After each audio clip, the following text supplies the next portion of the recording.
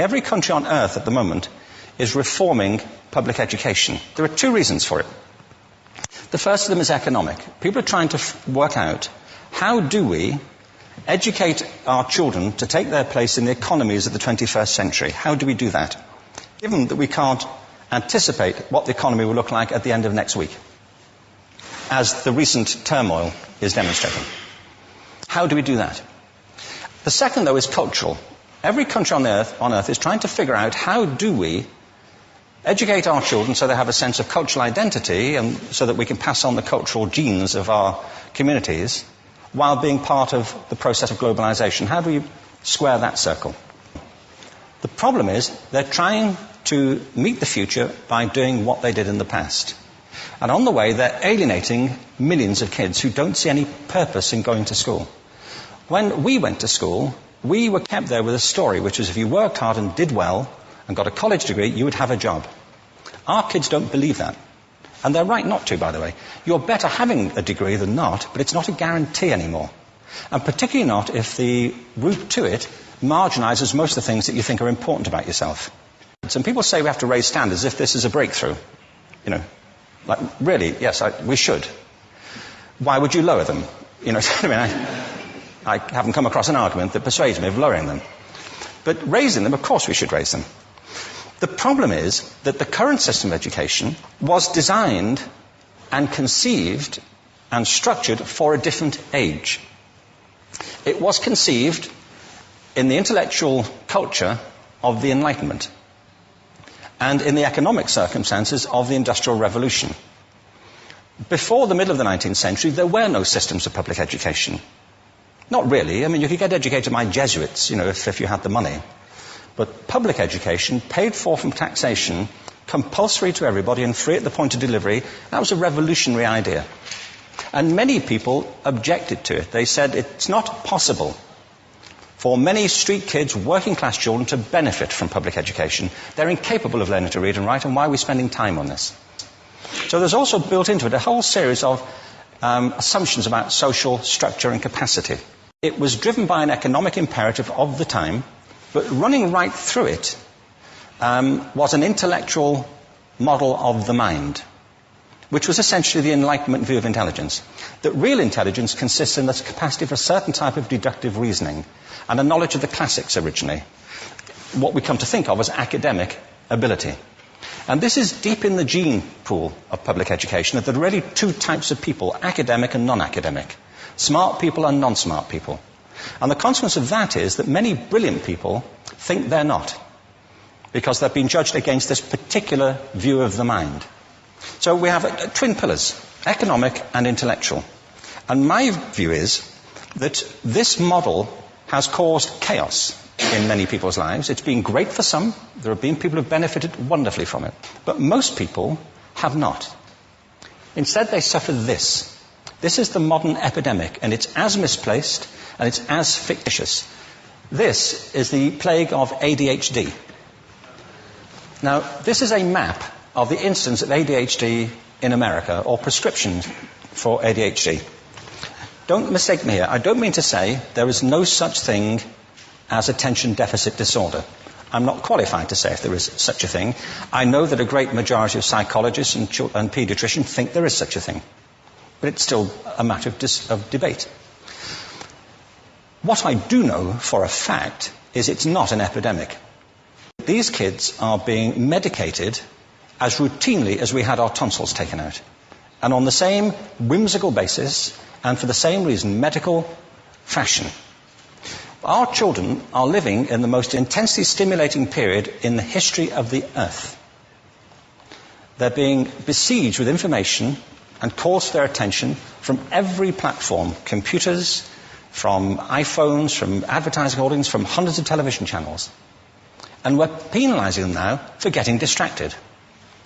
From what? You know, boring stuff. At school, for the most part.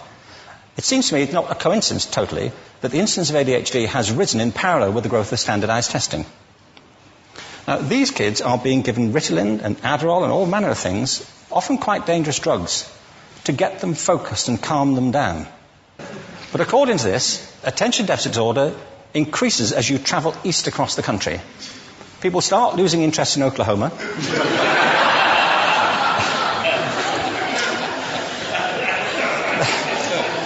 They can hardly think straight in Arkansas. And by the time they get to Washington, they've lost it completely. And there are separate reasons for that, I believe. It's a fictitious epidemic. If you think of it, the arts, and I don't say this exclusively of the arts, I think it's also true of science and of maths, but I say about the arts particularly because they are the victims of this mentality currently, particularly. The arts especially address the idea of aesthetic experience. An aesthetic experience is one in which your senses are operating at their peak, when you're present in the current moment, when you're resonating with the excitement of this thing that you're experiencing, when you are fully alive. An anesthetic is when you shut your senses off and deaden yourself to what's happening. And a lot of these drugs are that. We're getting our children through education by anesthetizing them. And I think we should be doing the exact opposite. We shouldn't be putting them asleep. We should be waking them up to what they have inside of themselves. But the model we have is this. I believe we have a system of education that is modeled on the interests of industrialism and in the image of it. I'll give you a couple of examples. Schools are still pretty much organized on factory lines, ringing bells, separate facilities, specialized into separate subjects. We still educate children by batches. We put them through the system by age group. Why do we do that? Why is there this assumption that the most important thing kids have in common is how old they are? It's like the most important thing about them is their date of manufacture. You know what I mean? Well, I know kids who are much better than other kids at the same age in different disciplines, or at different times of the day, or better in smaller groups than in large groups, or sometimes they want to be on their own. If you're interested in the model of learning, you don't start from this production line mentality. It's essentially about conformity, and increasingly it's about that as you look at the growth of standardized testing and standardized curricula. And it's about standardization. I believe we've got to go in the exact opposite direction. That's what I mean about changing the paradigm. There was a great study done recently of divergent thinking. Published a couple of years ago. Divergent thinking isn't the same thing as creativity. I define creativity as the process of having original ideas that have value. Divergent thinking isn't a synonym, but it's an essential capacity for creativity. It's the ability to see lots of possible answers to a question, lots of possible ways of interpreting a question, to think what Edward de Bono would probably call laterally, to think not just in linear or convergent ways, to see multiple answers, not one. So, there are tests for this. One kind of cod example would be, people might be asked to say, how many uses can you think of for a paperclip? One of those routine questions. Most people might come up with 10 or 15. People who are good at this might come up with 200. And they do that by saying, well, could the paperclip be 200 foot tall and be made out of foam rubber? Does it have to be a paperclip as we know it, Jim? Now, there are tests for this, and they gave them to 1,500 people. This is in a book called Breakpoint and Beyond. And on the protocol of the test, if you scored above a certain level, you'd be considered to be a genius at divergent thinking. Okay?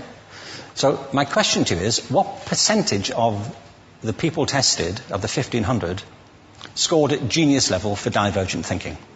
Now, you need to know one more thing about them. These were kindergarten children.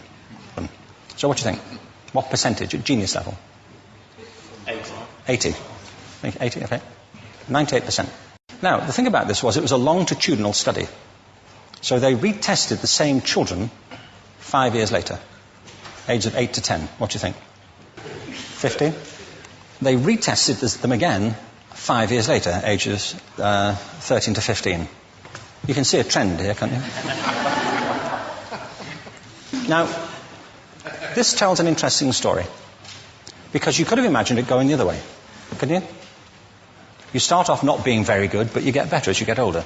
But this shows two things. One is we all have this capacity, and two, it mostly deteriorates.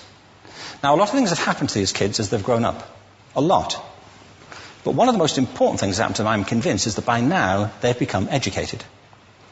They've spent 10 years at school being told there's one answer, it's at the back. And don't look. And don't copy, because that's cheating. I mean, outside schools, that's called collaboration, but inside schools. Now, this isn't because teachers want it this way, it's just because it happens that way. It's because it's in the gene pool of education. We have to think differently about human capacity. We have to get over this old conception of academic, non-academic, abstract, theoretical, vocational, and see it for what it is, a myth. Secondly, we have to recognize that most great learning happens in groups, that collaboration is the stuff of growth. If we atomize people and separate them and judge them separately, we form a kind of disjunction between them and their natural learning environment. And thirdly, it's crucially about the culture of our institutions, the habits of the institution and the habitats that they occupy.